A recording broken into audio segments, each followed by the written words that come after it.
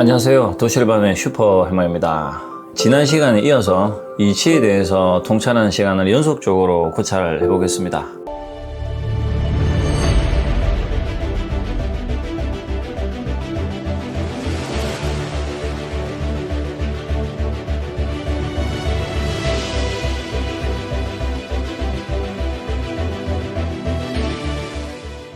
자, 이제 제가 지난 시간에 이제 고찰을 했습니다. 이 속세라는 곳, 사바세계죠. 고통을 참고 견뎌야 되는 이 속세라는 곳을 잘 살아가기 위해서는 나만 잘해서 되는 게 아니라, 그러니까 운전으로 치면은 방어 운전을 이렇게 잘해야 된다. 이렇게 이제 설명을 드렸죠. 자, 이 부분에 대해서 조금 더 추가적으로 설명을 드리고, 그 다음에 이제 오늘의 주제는 약속입니다. 이 약속에 대해서 좀 이제 고찰을 이제 해보겠습니다. 자, 제가 이제 방어 운전을 잘해야 된다 설명을 드렸죠. 방어. 방어라는 단어는 뭔가 나를 이렇게 경계해서 방어를 한다. 뭐 방패를 들고 막아선다. 뭐 이런 의미를 가지고 있는데, 이 방어를 한다라는 개념이 어떤 뭐 방패를 들고 또는 사람에 대해서 의심을 하고 경계를 하고 이런 방어를 해라는 의미가 아닙니다. 우리가 사람을 불신하는 이유가 뭡니까? 사람을 의심하고 불신하는 이유는 내가 살아보니까 인간은 이 믿을 만한 존재가 못 되더라. 이 마음에서 일어나는 겁니다. 인간은 믿을 만한 존재가 못 되기 때문에 의심하고 방어를 해야 된다. 이런 개념으로 받아들이시면 안 된다라는 거죠. 방어라는 개념은 이게 아니라 나라는 이 영혼이 이 육신에 들어와서 이 육신을 운용하면서 살아가야 되는데 이 영혼은 상처를 받습니다. 몸은 뭐 늙고 병들고 이제 이런 구조가 있지만 이 우리 영혼은 비물질이거든요. 비물질은 뭐 늙고 병들고 이런 게 없습니다. 물질이 아니기 때문에. 자, 그러면 뭐가 문제냐? 영혼은 상처를 받습니다. 영혼은 상처를 받으면 이 상처가 쌓이면 이 영혼이 변질이 된다라는 거죠. 그래서 나를 방어한다. 내 삶을 내가 잘 살아간다라는 것은 나의 영혼이 크게 상처를 받지 않는 선 안에서 나의 영혼을 잘 이렇게 지켜가면서 나아간다는 것을 이제 의미한다라고 봐야 되는 거죠. 그리고 이 사람마다 똑같은 상처를 받아도 받아들이는 정도가 다릅니다. 이것을 이제 근기라고 하거든요. 사람마다 근기가 달라요. 그래서 어떤 사람은 요만한 상처에 뭐 정말 못 살겠다, 죽겠다 이런 사람들이 있습니다. 그리고 어떤 사람은 정말 이만한 상처를 견디고 살아요. 그러니까 상처를 받아들이는 정도의 캐파, 즉 근기가 사람마다 다르다라는 거죠. 그래서 내가 어느 정도 캐파인지, 내가 어느 정도 근기가 되는지를 먼저 알아야 되겠죠. 저 사람이 이만큼 받아치니까 나도 이렇게 받아쳐야지 하면은 어떻습니까? 내가 만약에 이 정도를 받아치는 게 한계다 그러면 내가 이만큼의 압이 넘어가면 어때요? 죽습니다. 못 견뎌가지고. 압이 차면 터져가지고. 그래서 내가 어느 정도 되는 사람이구나를 먼저 각성해서 알아야 됩니다. 내가 이 정도를 받아칠 수 있는 사람이구나. 그래서 내가 살면서 이렇게 무수하게 상처를 받지만 어쨌든 사람 관계 안에서 답을 찾는 거지, 사람을 불신하고 미워하는 구조 안에서 방어를 치고 뭐 결계를 치고 경계를 해서 살아간다는 의미로 제가 방어를 해야 된다라고 표현을 한 게 아니기 때문에 이 점을 각별히 유념을 하셔야 된다라는 거죠. 그리고 이제 추가적으로 이제 설명을 드릴 부분이, 자, 이제 이치죠. 제가 이제 이치에 대해서 앞으로 계속 설명을 드릴 겁니다. 이 이치는 말씀드렸죠. 이 대자연의 질서, 법칙, 뭐 우주의 질서, 뭐 우주의 법칙, 말은 다르고 근본적인 의미는 같은 겁니다. 뭐 그게 우주의 질서라고 했든 뭐 대자연의 법칙이라고 하든 질서라고 하든 이 단어는, 언어는 우리 인간이 만든 거거든요. 그렇기 때문에 뭐 언어가 맞다 안 맞다는 중요한 게 아닙니다. 근본적으로 이치가 그렇구나를 이해하면 된다라는 거죠. 이제 불교의 경을 보면 경 중에 이런 말이 있습니다. 이제 붓다가 설법한 내용 중에 내가 있기 전에도 법이 있었고 내가 사라져도 법은 있다. 그러니까 내가 존재하기 전부터 법은 존재했고 나라는 존재가 사라지더라도 법은 존재한다. 이미 존재했고 앞으로도 존재할 것이다. 라고 이렇게 설법을 했단 말이죠. 그럼 여기서 이 법이라는 거, 이제 불교에는 법이라는 말을 많이 쓰죠. 뭐 법명, 그 다음에 법문 이렇게 하죠. 그래서 불교에서 말하는 이 법이라는 것은 진리를 뜻합니다. 진리를 뜻하고 이 진리는 이 대자연의 우주의 질서, 우주의 이치, 법칙을 뜻하는 겁니다. 같은 의미라고 이제 보시면 되는 거예요. 그래서 어떤 스님이, 수행자가 또는 법사가 어떤 얘기를 한다 하면은 법문한다라고 표현하는데, 여기서 법문한다라는 것은 진리를 설한다. 그러니까 진리를 설명한다라는 의미로 보시면 됩니다.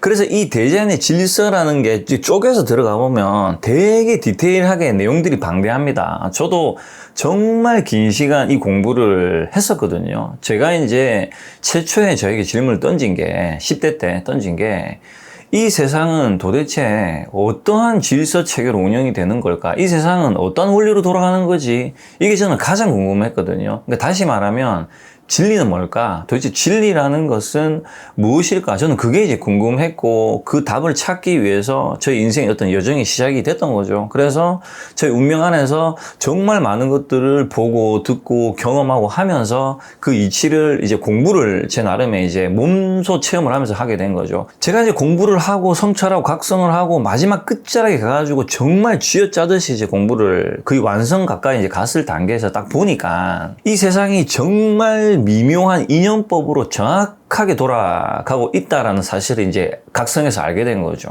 저를 냉정하게 돌아보고 나서, 그러니까 저에 대한 공부를 해야 되니까 돌아보고 나서 이 세상을 딱 보니까 나를 포함한 모든 이 속세 중생은 정확하게 자기 업에 따른 환경이 형성되고 그 안에서 인연이 만나지면서 살아가고 있구나. 그래서 말씀드렸다시피 저 사람은 저래서 저렇게 살고 이 사람은 이래서 저렇게 사는구나. 그런데 이 사람이 각성을 해서 생각이 바뀌면 환경이 달라질 수 있겠구나를 제가 이제 알게 된 거죠. 어쨌든 결론적으로 중생은 각자의 업에 의해서 정확하게 그 환경 안에서 인연 속에서 살아가는 존재구나. 그 이치를 탁 하고 이제 어쨌든 뭐 깨달았습니다. 이 깨달았다는 표현이 어쨌든 좀 모호한데 어쨌든 저는 깨달았습니다. 그렇게 딱 이제 깨닫고 나니까 어떻게 되냐. 이치를 알게 되니까 어떻게 되냐. 눈에 보입니다. 이렇게 되겠네. 저렇게 되겠네. 해서 이제 제 주위 가까운 지인들한테 얘기를 해줍니다. 너 지금 이렇게 하면 너 이렇게 될 거야. 니는 지금 이렇기 때문에 이렇게 되니까 이거 고쳐야 된다라고 이제 잡아주죠. 그래서 실제로 이제 그런 일이 일어나니까 이제 그런 말들을 저한테 많이 이제 물어보죠. 이치를 알았기 때문에 알 수 있는데 이 이치는 어쨌든 궁극적으로 줄이면 뭐냐? 인연입니다. 이 인연인데 이게 말을 좀 쉽게 풀면 이런 거예요. 뿌린 대로 거두리라. 성경 구절이죠. 그리고 팥 심은 데 팥 나고 콩 심은 데 콩 난다. 인연 과보다, 인과 응보다. 이 말들이 근본적인 의미는 다 같은 말입니다. 말만 다를 뿐이지 결국 다 같은 말이에요. 뿌린 대로 거둔다. 자, 뿌린 대로 거둔다라는 게 결국 콩 심은 데는 콩이 나고 팥 심은 데는 팥이 나는 거다.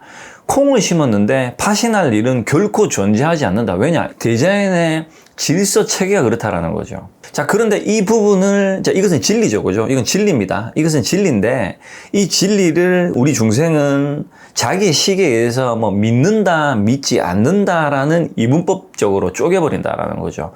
디자인의 질서는 우리 인간이 믿고 안 믿고의 그런 개념이 아닙니다. 이 질서 자체가 그렇게 스스로 운영을 하고 있는 거기 때문에 내가 믿는다고 해서 이 질서 체계가 생기고 안 믿는다고 해서 이 질서 자체가 사라지는 게 아니다라는 거죠. 그래서 안 믿는 것도 문제지만 부정하는 것도 문제겠죠. 그리고 엇나가거나 이치에 맞지 않게 삐딱하게 생각을 행동을 하면 부메랑처럼 돌아서 정확하게 나를 칩니다. 이치가 그래요. 이것을 인연과보 인과 응보, 뿌린 대로 거둔다. 그러니까 돌아서 치는 것 자체가 뭐냐? 뿌린 대로 거두는 거죠. 그죠? 그러면 여기서 이제 생각을 해보십시오. 보이지 않는 어떤 존재가 나에게 어떤 영향을 미칠까요? 그렇지 않잖아요. 뿌린 대로 거두는 것은 내가 무엇을 뿌렸기 때문에 이것이 돌아서 나에게 오는 겁니다. 이게 이치거든요. 아주 명확하지 않습니까? 내가 좋은 씨앗을 뿌리면 좋은 씨앗이 싹을 타는 거고, 내가 탁한 씨앗을 뿌리면 탁한 씨앗이 돌아 싹을 틔우는 거예요. 이거는 어떤 보이지 않는 어떤 존재가 영향을 미치는 게 아니에요. 그런데 우리 중생은 어떠냐? 뿌리는 거는 내가 뿌려놔 놓고 결과가 돌아오면 빌고 의지를 합니다. 나약한 존재라는 거죠. 그래서 내가 어디에도 매이지 않는다라는 이 온전한 자유는 내가 올바르게 뿌리고 올바르게 거둬서 어디에도 의지하지 않는다. 내가 나의 주체가 된다. 이제 이런 의미가 된다라는 거죠. 그래서 이제 결론적으로 간추려 보면 인연 과보가 명확하게 작동된다. 0.1의 오차도 없이 정확하게 자기 자신이 뿌린 만큼 환경이 형성되어서 각자의 업에 의해서 형성되어 살아간다. 우리 중생은. 그래서 이 인연이라는 것이 정말 이제 붓다의 가르침에 의하면 심신미묘하고 정말 신기하더라. 제 입장에서 저도 그렇더라고요. 인연이라는 게 정말 신비롭더라고요. 이제 공부의 끝자락에 가보니까. 그래서 불교에서 나오는 이 인연이라는 단어죠. 이 인연을 이해하는 것이 곧 이 대자연의 이치. 그러니까 우주의 질서를 이해한다고 보시면 됩니다. 그래서 부처님의 깨달음 중에서 이제 가장 큰 깨달음이 바로 연기거든요. 연기법. 연기는 그겁니다.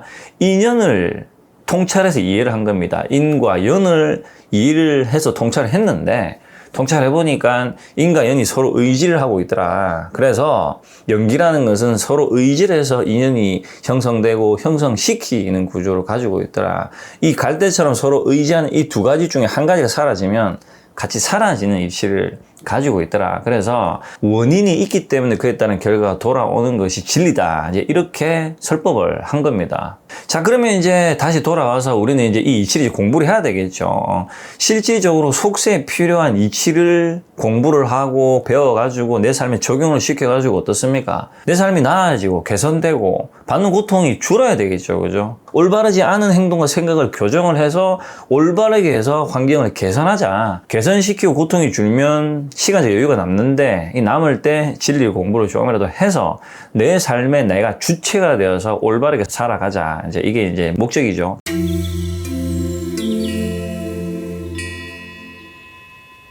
제가 이제 그렇게 이제 10수년을 공부를 했죠. 이제 마지막 끝자락에는 정말 죽기 일보 직전까지 가면서 이제 목숨을 내놓고 공부를 했습니다. 실제로 그렇게 했는데, 이제 그렇게 해가지고, 이치가 이렇구나, 인연법이 이렇구나 해서 이제 그 당시 때는 이제 절에 자주 갔죠. 가서 이제 독백도 하고 사색도 하고 이런 시간을 보냈습니다. 이제 이렇게 1년 가까이 시간을 보내니까 마음이 고요해지죠. 평온해지더라고요. 당연한 겁니다. 이거는 왜 그런 거냐. 사람도 별로 안 만나고, 저는 이제 안 그래도 안 만나지만 더더욱 안 만나고 마음을 그 유지를 계속 할 수가 있잖아요. 어떠한 사건 사고가 안 일어나니까. 눈 떠서 고요한 상태로 산에 가서 절에 가서 명상하고 수행하고 기도하고 가만히 있다가 다시 집에 오고 이것을 반복을 1년 동안 하니까 어떤 마음작용이 일어날 게 없는 거예요. 이미 그 단계에 가기 전에 저는 이치를 공부하면서 집착을 내려놨단 말이죠. 속세에서 가지고 있는 집착을 이미 내려놓고 이제 이 단계로 간 거죠. 그러니까 제 상태에서 집착이 없고 그 다음에 어떤 미련이 없는 상태에서 그 마음을 유지가 되는 거죠. 유지가. 그러니까 어떻습니까? 마음 자체가 정말 평온하더라고요. 평온한 상태로 유지를 딱 이렇게 하고 있었습니다. 이제 하고 있는데, 자, 여기서 중요한 게 이제 어떤 일들이 발생을 합니다. 어떤 일들이 발생을 하냐. 자, 이렇게 공부가 딱 끝나고 나니까 어떠냐. 다시 사회가 나를 필요로 하는 나의 역할들이 인연으로 일어나기 시작을 하는 거예요. 나를 찾는 거예요. 나를 부르는 거예요. 좀 일로 와달라, 이렇게 좀 처리해달라, 좀 도와달라, 이런 일들이 또 이제 또 일어나는 거예요. 자, 그러면은 제가 제 입장에서 나는 이제 이치 공부도 했고 이제 세상 알았으니까 나는 이제 안 할란다 하니까 덧없고 미련 없다. 그냥 나는 이제 다 내려놓고 그냥 산에 왔다 갔다 하면서 할배처럼 앉아 일하고 있을란다. 이렇게 했냐? 아닙니다. 나는 이제 이치를 알았고 이 공부가 완성이 됐으니까 오케이, 알았다. 내가 갖고 있는 이 능력들을 이제 사회를 위해 쓰겠다. 그래, 나를 필요로 하면 나를 불러라. 그럼 내가 가겠다. 이렇게 된 거죠. 그래서 다시 사회에 나와서 이제 제가 했던 사업을 이 지인이 지금 경영을 하고 있거든요. 그래서 경영적으로 좀 도와달라. 그래서 가가지고 경영을 지금 해주고 있습니다. 사람을 면접을 봐주고 뽑아주고 직원들하고 여러 가지 얘기도 하고 이렇게 하면서 다시 과거 했던 일들을 그대로 또 제가 지금 또 하고 있어요. 이제 여기서 말씀드릴 이제 핵심입니다. 여기서. 자, 이치를 다 알았어요. 이치를 다 알아가지고 사회 딱 나갔어요. 나갔는데, 그럼 이치를 알면은 고통받지 않느냐? 그렇지가 않습니다.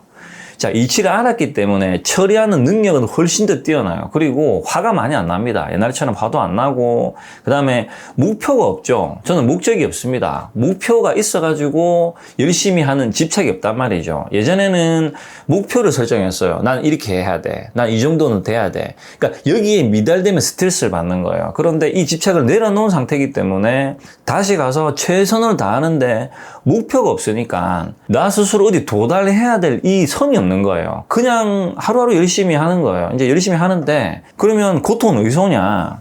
서로 다른 생각들을 가진 사람들, 다른 거는 말씀드렸다시피 문제가 아닙니다. 서로 다른 거예요. 예를 들어서 개 있고 돼지 있고 소 있고 말 있고 사자 있고 호랑이 있고 다르죠, 그죠? 두더지 있고 다르단 말이에요. 요만한 것도 있고 이만한 것도 있고 이빨이 이만한 것도 있고 요만한 것도 있고 그렇죠. 서로 다 달라요. 그럼 다른 게 문제냐? 다른 건 문제가 되지 않습니다. 그런데 이상한 게 문제다 말이죠. 모순적인 사람들. 어떤 사람들이냐. 자기밖에 모르고 이기적이고 그 다음에 남을 비방하고 깎아내리고 자기의 식을 우기고 자기 자신을 특별하게, 그러니까 스페셜하게 생각을 하는 이 상을 일으켜서 남을 깎아내리는 이런 사람들이 사회에 있단 말이죠. 말씀드렸다시피 이런 사람들 외에 좋은 사람도 많습니다. 이 세상은 공존합니다. 말씀드렸죠. 그죠? 그러면 이 사람들하고 제가 사회 나가면 어때요? 또 엮여야 됩니다. 또 엮여야 돼요. 자, 그러면 저는 이제 이치를 알고 있죠. 그죠? 이치를 어느 정도 아는 사람도 있을 거고, 이치를 전혀 모르는 사람도 있겠죠. 그죠? 그러면 이치를 전혀 모르는 사람하고 일적으로 엮여서 뭔가를 처리해야 되고 상대를 해야 된다. 그럼 어떻습니까? 스트레스를 받을 수밖에 없어요. 그래서 제가 이제 여기서 알았죠. 아, 이치를 안다라는 것은 처리할 능력이 일어나는 거고 집착을 내려놓는 단계지만 내가 집착을 내려놨다 해도 나는 당장 또 살아가야 되고 나를 필요로 하는 누군가가 있고 내가 이 인연 속에 들어가서 살려면 이 속사는 환경에서 어쩔 수 없이 일어나는 이 고통은 어쩔 수가 없는 거구나. 이것마저 싫으면 이것마저 고통받기 싫으면 몸에서 영혼이 완전히 분리가 돼가지고 속세를 떠나야 됩니다. 완전 속세랑 멀어져 버려야 되거든요. 그런데 이 몸뚱아리 육신을 가지고 이 사람들과 뒤섞여서 살아가야 되기 때문에 그 상황 자체 안에서 일어나는 고통은 이 어쩔 수가 없는 거예요. 그래서 제가 말씀드렸다시피 여기서 최대한 방어를 하면서 살아가되 사람을 의심하고 부정은 하지 말고 상처를 받더라도 나의 영혼이 상처를 받으면 내가 망가질 수 있기 때문에 좀 훌훌 터는 연습을 해라. 자, 사람은 자기마다 자기를 치유하는 능력을 다 가지고 있습니다. 그런데 그 방식이 사람마다 조금씩 달라요. 뭐 집에 와서 고요하게 이렇게 호흡 명상을 하면서 치유를 하는 사람도 있고 아니면 산에 가서 좋은 공기를 마시면서 자연 속에서 치유를 하는 사람도 있고 다릅니다. 사람마다 치유하는 방식이. 자가치유입니다. 자가치유. 그래서 내가 낮에는 내가 이제 속된 말로 저놈 때문에 저것들 때문에 내가 이렇게 힘들었는데 지금 시간이 지났잖아요. 여기서 부처님의 가르침이 적용됩니다. 재행무상이다. 지나버렸어요. 고정된 실체는 없는 거거든요. 그래서 제법 뭐합니다. 자, 우리는 여기서 이 채널은 불자분들이 많습니다. 그렇기 때문에 어떤 공부를 할 적에 불교적인 걸 땡겨와서 법등량, 진리를 계속 적용시켜서 공부를 해야 되지 여기서 나의 시기를 일으켜서 논리적으로 접근하시면 안 됩니다. 그러면 큰일 나요. 법등명, 진리를 땡겨서 진리를 적용시켜서 공부를 확장하는 겁니다. 어쨌든 자, 여기서 적용을 해야 됩니다. 자, 재행무상, 진리입니다. 그렇죠. 다 지나갔어요. 낮에 제가 좀 속되게 표현할게요. 낮에 저 새끼가 내 괴롭혔다, 저기. 그래서 저녁이 됐어요. 이제 헤어졌어. 나는 퇴근을 했고 집에 왔는데 기억을 가지고 있어. 저거 죽이고 싶다, 저거 내한테 왜 저랬노, 저거. 이 감정을 들고 있죠, 그죠? 시간이 지났어요. 저 사람은 지금 내 눈앞에 없어요. 그런데 감정만 들고 있죠. 우리 중생은 기억을 들고 있기 때문에, 그렇죠? 그럼 이 감정 때문에 어때요? 고통을 받잖아요. 그렇지 않습니까? 자, 그러면 지금 눈에 보이지 않아요. 자, 그러면 어떻게 하냐? 어쨌든 낮에는 고통을 받았지만 지금은 내 눈에 보이지 않는다. 그렇기 때문에 지금 이 순간만큼은 내가 편해야 된다. 그 시간을 자가치유하는 시간을 가지셔야 된다는 거죠. 그래서 이 속세를 살아간다는 것은 매 순간 넘어지지 않기 위해서 방어운전도 하면서 땅을 잘 보고 걸어가야 됩니다. 그래야 내 영혼이 상처를 많이 받지 않고 또 상처를 받더라도 어떤 대자연의 에너지를 자가치유를 계속 받아가면서 또 치유하고 또 상처 좀 받고 또 치유하고 이것을 반복을 하면서 살아가는 것이 속세 삶이라는 거죠. 그래서 나는 상처받는 게 싫어. 이렇게 마음을 일으키면 사람 사이에서 존재를 할 수가 없습니다. 저 산에 가야 됩니다. 항상 말씀드리지만 인간이 싫으면 사회를 떠나야 됩니다. 인간이랑 함께 하려면 사회에 포함이 돼서 살아가야 됩니다. 다른 방법이 없습니다.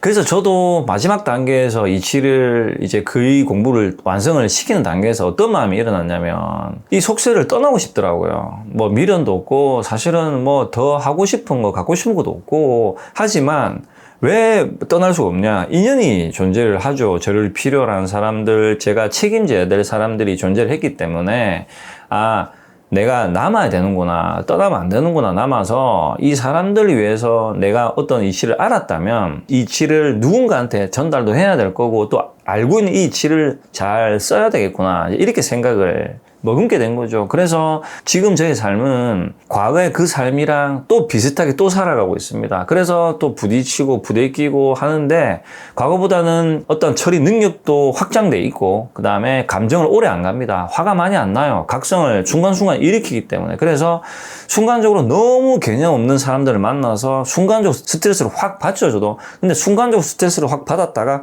각성해서 바로 확 내립니다. 그렇게 하고 또 처리를 하고. 그렇게 해서 저도 매일 그렇게 하루, 그 다음에 일주일, 한 달, 저도 이제 그렇게 살아가고 있는 겁니다. 그래서 여기서 이제 도시열반 구독을 하시는 구독자분들은 아셔야 되는 게, 뭐 이치를 안다고 해서 뭐 속세를 살아가면 뭐 어떤 대단한 초능력적인 능력을 발휘하냐, 그런 게 아니다라는 거죠. 이치를 알게 되면, 이치가 이렇기 때문에 우리는 이렇게 살아가고 있고, 저 사람은 저렇게 해서 살아가고 저 사람은 저럴 수밖에 없는 사람이구나라는 이 이해심이 커집니다. 이해심이 확장을 하면 화가 이만큼 날 게 요만큼 납니다. 인간은 이해를 시키거나 이해가 되면 화가 안 납니다. 이해가 안 되기 때문에 화를 내고 뭐 욱하고 억울한 거거든요. 이해가 되면 억울하지 않습니다. 그래서 업은 내가 이해가 안 되기 때문에 억울하고 분한 겁니다. 나를 각성해서 정확하게 이해를 하면 억울하고 분할 게 없어요. 왜냐? 나를 각성해서 고쳐가지고 올바르게 하면 환경은 사라지는 이치를 정확하게 알고 있기 때문에 이건 아주 어떻게 보면 아주 단순한 구조인 거죠. 이 논리로만 해석을 해보자면.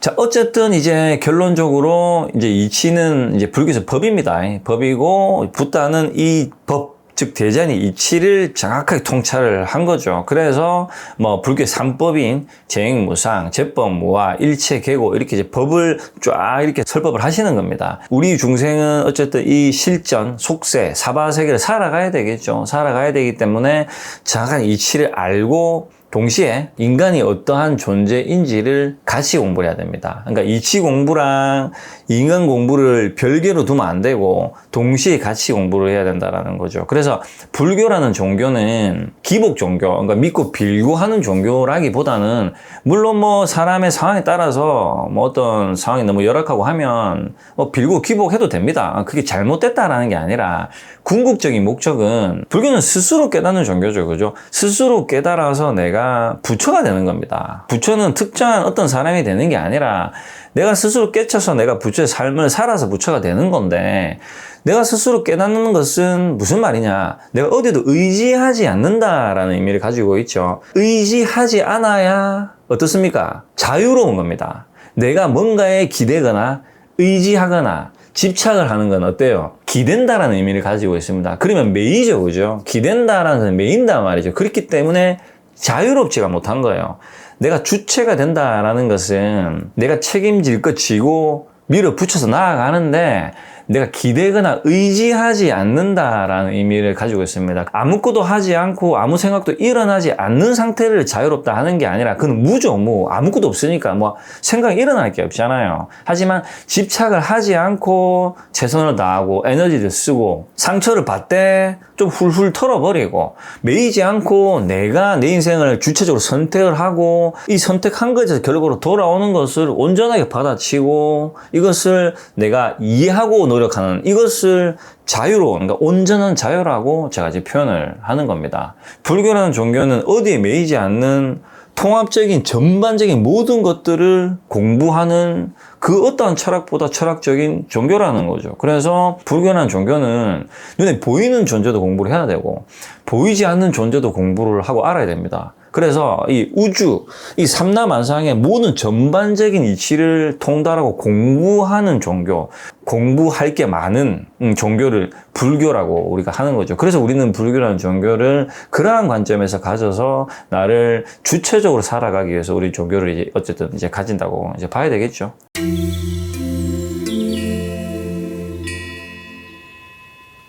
자, 이제 이번 영상은 서론이 좀 길었죠. 서론이 좀 길었는데, 어쨌든 이번 영상은 이제 주제가 약속입니다. 제가 이제 앞으로 이 속세를 살아가는 방법론, 이 속세는 대자연의 이치라는 게 눈에 보이지 않게 이렇게 딱 이렇게 존재를 합니다. 존재를 하는데, 이제 이 이치에 맞게 생각을 하고 행동을 하면 사건, 사고가 많이 안 일어납니다. 많이 안 일어나요. 근데 여기서 이제 변수가 있죠.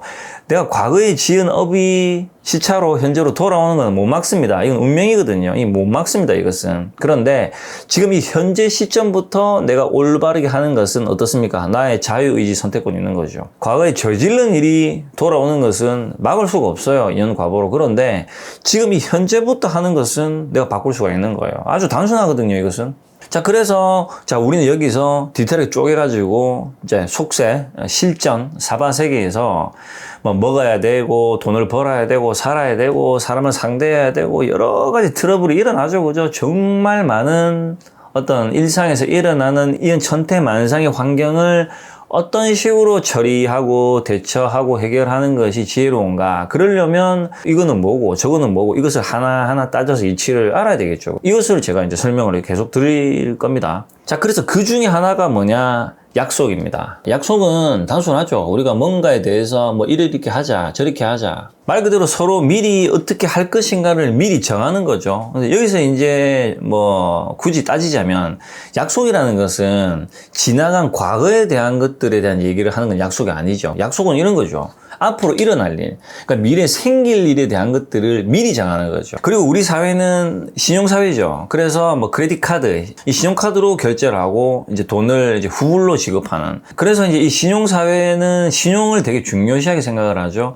이 신용이라는 것은 돈을 많이 갖고 있다고 해서 신용이 높아진다기보다, 물론 돈이 많으면은 신용이 높을 조건이 확률이 높겠죠. 그게 아니라 돈을 내가 쓴 만큼 잘 쓰고 잘 갚아 신용도가 높아집니다. 한도치가 높아지는 게 아니라 신용도가 높아진다는 거죠. 그런데 내가 쓰는 것을 오버해가지고 잘 못 갚는다. 그래서 뭐 카드론을 받고 1금융권에서 신용도가 안 돼가지고 2, 3, 4 금융권에서 막 돈을 막 이렇게 냅다 빌려 썼다. 이러면 신용도가 이제 떨어지는 겁니다. 이 신용사회 신용이라는 것은 내 수준만큼, 내 밥그릇만큼, 내 능력만큼 쓰고 갖고 하면은 신용도가 떨어질 일이 없습니다. 유지가 잘 되죠. 그러면 이 신용사회에서 신용을 잘 지켜야 되는 이유가 뭐냐면, 우리가 살아가다 보면 정말 급하게 돈이 필요하거나 급하게 뭔가를 땡겨서 써야 될 때가 있습니다. 그럴 때 내가 신용이 돼 있는 상태면 급하게 처리할 수 있는 능력이 있습니다. 그래서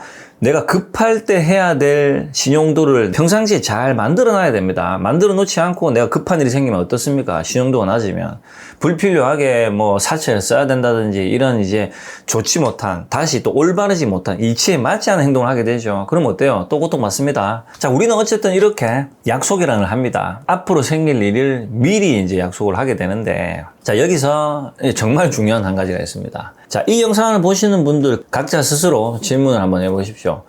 나라는 존재는 약속을 잘 지키는 사람일까?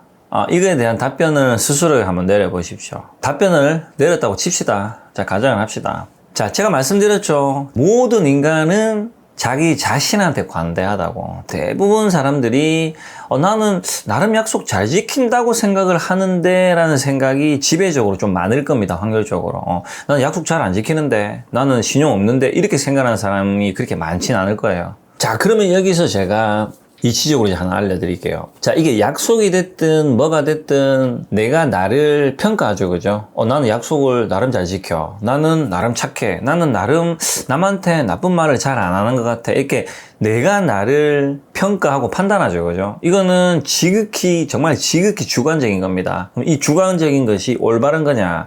전혀 올바르지 않습니다. 이 주관에는 반드시 객관성이 더해져야 되는데, 자, 이게 무슨 말이냐면, 자, 내가 예를 들어서 약속을 잘 지키는지 안 지키는지, 뭐 신용이 있는 사람인지 없는 사람인지는 무엇을 보고 알 수 있냐면, 이 사람한테 일어나 있는 환경과 서로 만나고 있는 인연을 딱 보면 알 수 있는 겁니다. 그러니까 이 사람 말을 듣고 알 수 있는 게 아니라 이 사람의 환경을 보면 알 수 있다는 거죠. 내가 만약에 내 주위에 뭔가 말을 하고 약속을 좀 어기고 뭔가 말을 바꾸는 사람이 많다.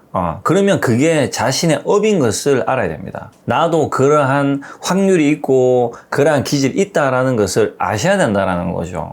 나는 약속 잘 지키고 나는 신용이 있는 사람인데 왜 내 주위에는 이런 사람들만 있을까라는 생각을 하는 것은 상당히 자기 자신을 착각하는 모순이라는 거죠. 그래서 나의 환경이 일어난 것을 불교적으로 인연 과보죠, 그죠? 결과입니다, 이것은. 업에 따른 결과죠. 그런데 이 결과랑 상관없이 내가 나를 착각을 하게 되면 이 환경이 오류적으로 일어나기 때문에 내가 억울하고 이 환경이 이해가 안 되는 겁니다. 그래서 거슬러 올라가서 팥 심었는데 팥이 나 있는데 내가 콩 심었다고 착각을 하는 거죠. 그래서 내가 약속을 잘 지키는지 안 지키는지는 나의 환경을 보고 판단을 하는 거지, 내가 나에게 니는 좀 이런 것 같아 라고 하는 것은 상당히 오류라는 거죠. 왜냐, 모든 인간은 자기 자신한테 관대하고 나 자신을 특별하다라고 생각하는 상을 들고 있기 때문에 그렇습니다. 자, 이제 이렇게 이제 약속에 대한 개념을 좀 이제 얘기를 이제 하는데, 정말 사소한 약속도 있고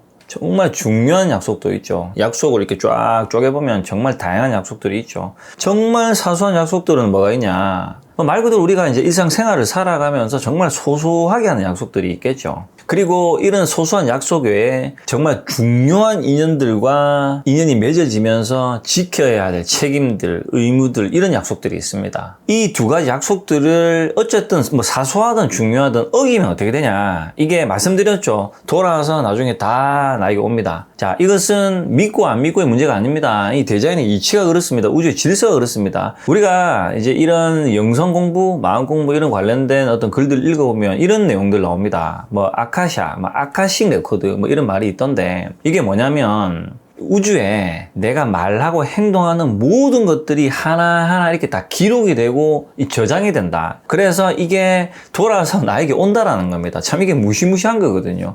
어쨌든 뭐 이게 있는지 없는지는 과학적으로 증명을 할 수가 없는 거죠. 그런데 그런 내용들이 되게 많이 나옵니다. 근데 이게 사실은 불교 인연 과거를 연결시켜보면 되게 연결성이 있는 말이죠. 그죠? 의미적으로 풀어보면은. 그래서 내가 말하고 행동하는 것들이 기록이 되고 이것들이 나중에 돌아서 다시 나에게 오는 환경, 이것을 인과 응보, 인연 과보라고 하고, 불교에서는 업, 즉 카르마, 뭐 까르마 이렇게 표현을 한단 말이죠. 자, 이 얘기를 이제 왜 하냐면 제가 이제 좀 풀어드리겠습니다. 자, 우리가 사소한 약속을 하죠. 먼저 사소한 것부터 얘기를 제가 해볼게요. 자, 사람들은 사소한 약속들을 별거 아니게 어기는 사람들이 있습니다. 무심하게 어겨버려요. 별로 중요하게 생각을 안 합니다. 이제 말씀드렸죠. 제가 지인이 제 사건을 넘겨줘가지고 이 친구가 이제 회사를 운영을 하는데, 이제 저한테 이제 좀 도와달라 해서 최근에 가서 경영을 좀 해주고 있습니다. 경영은 가장 중요한 게 사람을 뽑고 사람을 채용해가지고 운용을 하는 게 제일 중요한 업무 중에 한 가지거든요. 보통 이제 이력서를 보고 오케이가 되면은 이제 그 팀한테 얘기를 합니다.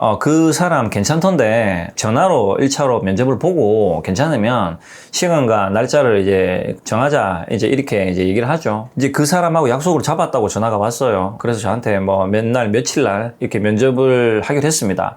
그러니까 그 사람하고 서로 조율을 한 거죠. 날짜를 일방적으로 뭐 며칠 날까지 온나 이게 아니라 언제 되겠습니까? 면접 보는 시간이. 저는 이럴 때 괜찮습니다. 서로 조율을 해서 말 그대로 약속을 했습니다. 그러면은 이 사람 면접을 보기 위해서 저도 시간 빼야 되고 또 다른 누군가 시간을 뺍니다. 스케줄을 조정을 하겠죠.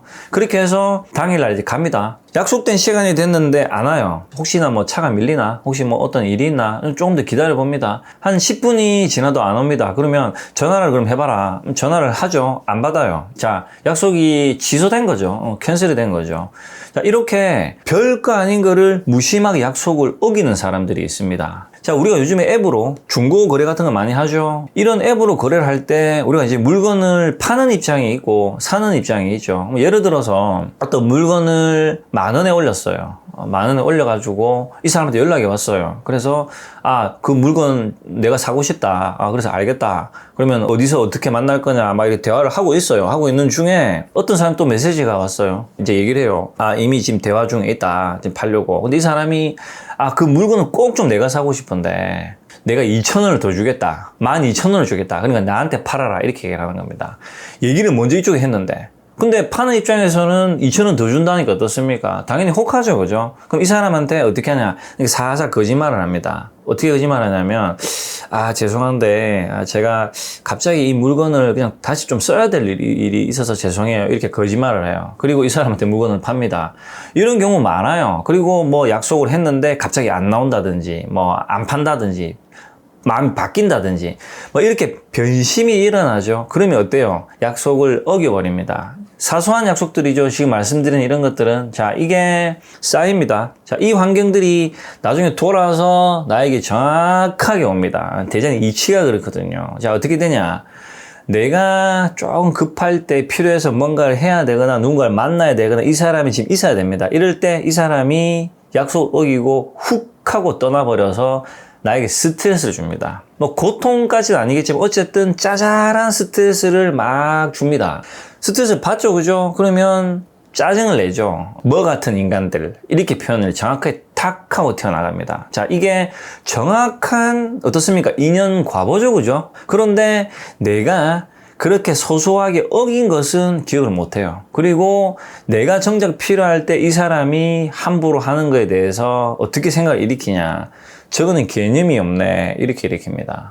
대부분의 사람은 그렇게 살아갑니다. 제가 이렇게 쫙 이렇게 지켜보면, 제가 냉정하게 나 자신을 뜯어서 갈기는 시점에 정말 쫙 쪼개서 갈겼습니다. 갈길 때 가만히 유심히 나라는 놈을 이렇게 딱 분리해서 봤어요. 보니까 약속을 대체적으로 지키는데 어떤 부분에 대해서는 되게 내 유리하게 약속을 어기더라고요. 그 약속을 어기는 마음을 좀 깊게 쫙 들어가서 보니까 변심이 잦더라고요. 내 유리하게 변심이 있더라. 내 저거 고쳐야 되겠다. 그렇게 해서 그 이후로는 어떻게 했냐. 아까 같은 똑같은 상황이 발생하죠. 그죠? 그럼 반대로 내가 어디에 가야 될 일이 있는 겁니다. 이 면접자가 이렇게 오는 입장이 있고 내가 약속한 날 내가 누구한테 가야 되는 입장이 있죠. 반대 입장이죠. 그죠? 그러면 내가 어떠한 상황에서든 그 약속을 지키기 위해서 최대치로 노력을 합니다. 자, 물건을 팔아요. 내가 10,000원에 팔았는데 이 사람이 5,000원 더 준대요. 그래도 이 사람한테 팝니다. 당연히 혹하죠. 5,000원 더 준다는데. 그런데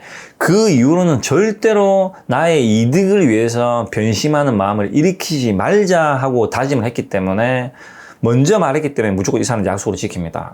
정확하게 이런 것들을 정말 소소한 것들을 쪼개서 하나하나 약속을 지키고, 정 내가 만약 약속을 어길 수밖에 없다, 그러니까 못 지키는 상황에는 미리 얘기를 합니다. 제가 이래서 좀 늦거나 좀 시간을 변동하거나 좀 이렇게 해야 될 것 같습니다 라고 얘기를 하는 구조를 가져가기 시작했어요. 자, 이 구조를 가져가면서 시간이 지나죠. 세월이 지나죠. 그죠? 자, 어떤 환경이 일어나냐면, 나에게 말을 바꾸거나 소소하게 약속을 어기거나 취소한 사람들이 점점 이렇게 사라집니다. 정말 이치가 신기하죠. 그죠?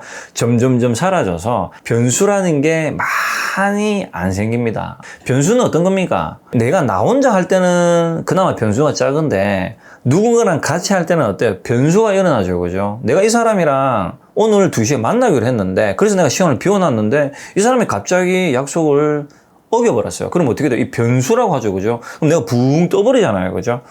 그런 일들이 잦게 많이 일어나면 일어날수록 어때요? 변수가 많기 때문에 스트레스를 많이 받잖아요. 그죠? 그런데 가만히 뜯어서 냉정하게 따져보니까 내가 그 안에서 변심을 일으키더라. 약속을 어기는 이유가 뭐냐면, 인간은 미래에 대한, 잊지 않은 일에 대해서 지금 이 시점에서는 내가 그렇게 할 수 있을 것 같고 그게 내한테 유리한데, 시간이 좀 지나 보니까 재행무상이다. 바뀐단 말이죠. 이게 환경이 바뀌니까 지금 이 시점에서는 그때 약속한 게 나한테는 불리한 거예요. 그러면 인간은 어떻게 하냐?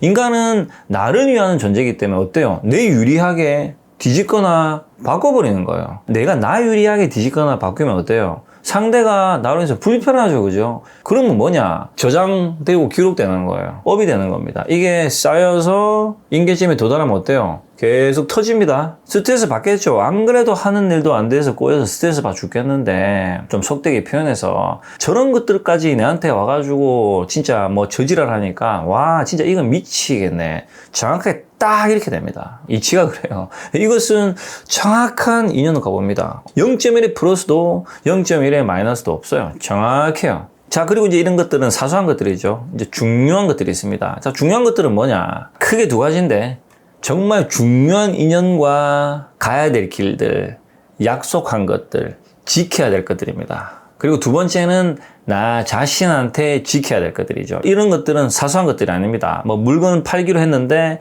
뭐 팔기로 했다가 변심이 일어나서 안 판다든지, 뭐 면접 보기로 했는데 안 간다든지, 이런 거하고는 좀 개념이 달라요. 내가 나의 업에 의해서 만나야 될 필연들 속에서 서로 주고 받아야 될 상처와 고통들, 약속들, 의무들, 책임들, 그리고 나 자신한테 지켜야 될 의무와 책임들, 이런 것들은 이렇게 쉽게 어겨버리거나 내 유리하게 판단해버리죠. 그죠? 그러면 소소한 것들은 쌓여서 이렇게 쌓여서 임기쯤에 도달하면 말 그대로 소소합니다. 그럼 어떠냐? 쉽게 예를 들어볼게요. 돌멩이가 날라와요. 작은 돌멩이가, 정말 작은 돌멩이가 탁탁 날라와요. 따갑죠. 그죠? 따가워요. 근데 이것도 많이 날라오면 어때요? 충격파를 먹죠. 그죠? 많이 날라오면. 근데 어쨌든 돌멩이가 날라오는 것 자체가 고통이잖아요. 그죠? 자, 그런데 중요한 약속이나 책임은 어떻습니까? 돌멩이가 작지 않아요. 이만해요. 뭐 이만하겠죠. 그죠?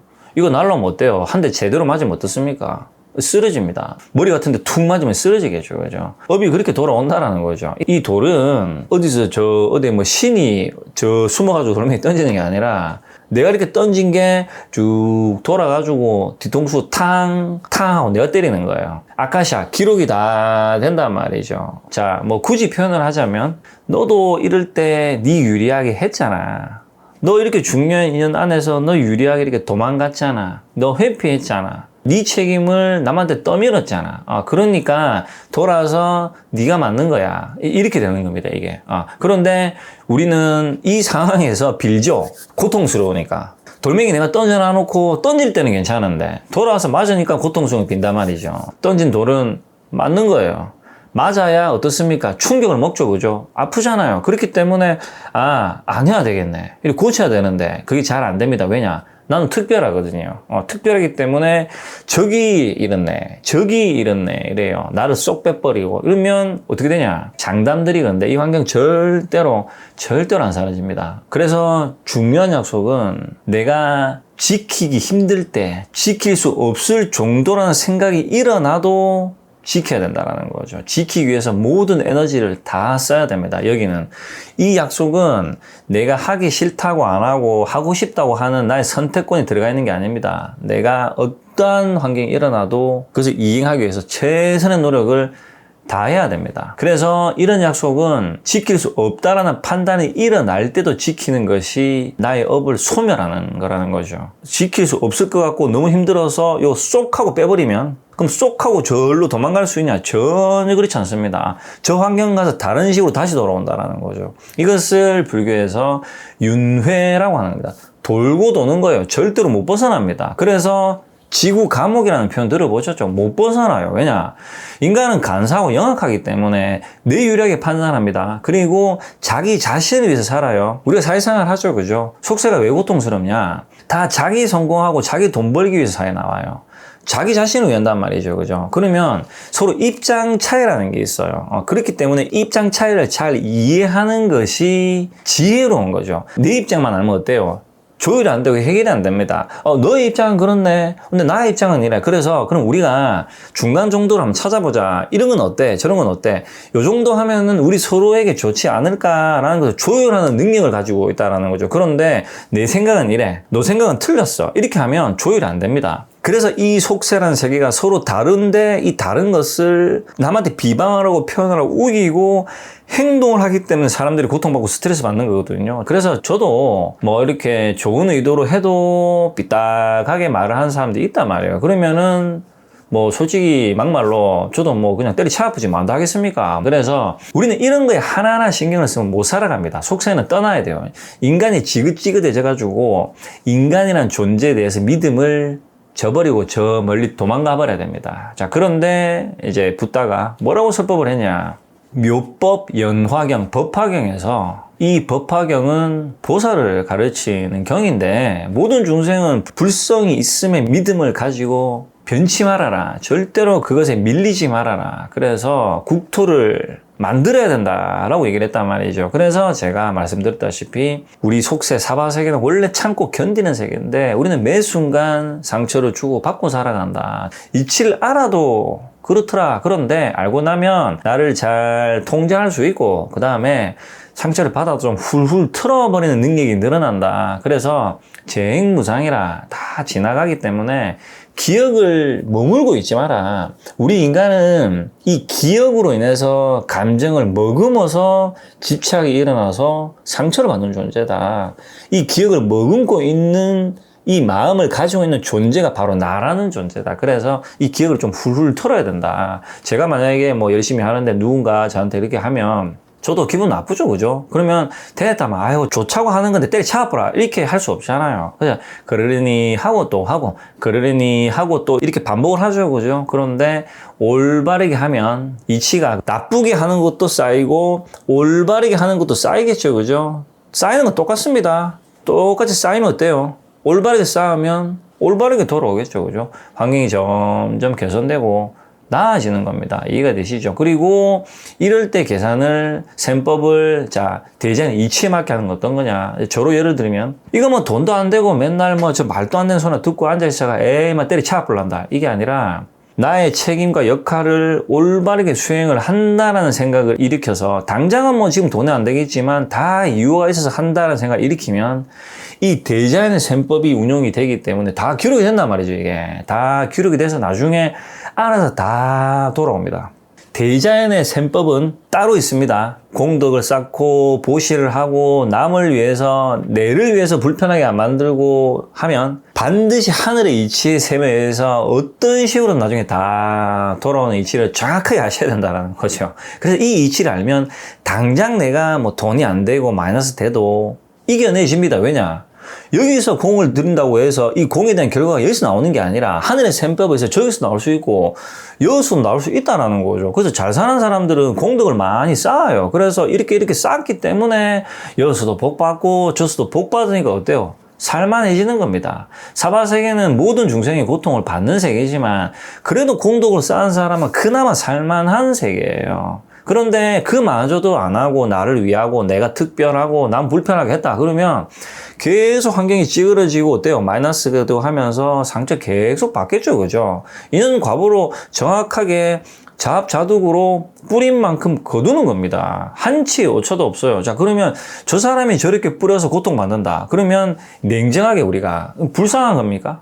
불쌍한 거 아닙니다. 자업자득이에요. 하지만 불자는, 보살은 가엾게 이길 줄 알아야 되는 거예요. 그래서 도와주고 서로 베풀고 배려하고 이렇게 하면서 우리는 이 속세 안에서 서로 의지하고 도와주고 도움을 받고 이러면서 인연으로 다 이렇게 물려서 하루하루를 우리는 살아가는 존재다. 이것을 중생이라고 한다. 하지만 이 중생이 각성을 하고 이치를 깨달으면 순간적으로 탁 하고 부처가 된다. 이 시간을 우리 노력해서 점점 늘려가자. 늘려서 부처님이 많은 세상이 되면 그 자체가 정토고 그 자체가 불국토가 된다라는 거죠. 이것이 우리가 불교를 공부하는 어떻게 보면 핵심적인 가장 근본적인 이유 중에 한 가지라는 거죠.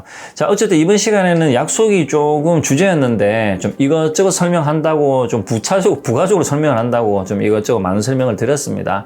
자, 다음 시간은 연결해서 어쨌든 말씀드리는 것처럼 그러니까 실전에 필요한 뭐 여러 가지 뭐 운은 뭔지 뭐 운을 좋게 하는 건 어떻게 하는 건지 이런 여러 가지들 있죠. 당장 나의 삶을 개선할 수 있는 방법론. 우리는 이런 거 공부하려고 자기 개발서 읽는 거잖아요, 그죠? 이제 이런 것들을 이치에 맞게, 그러니까 진리를 땡겨 와서 설명을 드릴 수 있는 시간을 연속적으로 계속 이제 가질 수 있도록 하겠습니다. 자, 이번 영상은 여기까지 마무리하는 걸로 하겠습니다. 긴 영상 시청해 주셔서 감사드리고 지금 이제 장마철이죠. 비도 많이 오고 지금 좀 있으면 곧 태풍도 올 건데 폭염도 곧 이제 오겠죠. 건강관리 유념하시고 태풍 피해 없이 많은 피해 없이 좀 무사히 지나가기를 바라는 마음입니다. 이번 영상은 여기까지 마무리하는 걸로 하겠습니다. 다음 영상까지 모든 분들 평안하시기 바랍니다. 지금까지 도시혈관의 슈퍼엠마였습니다.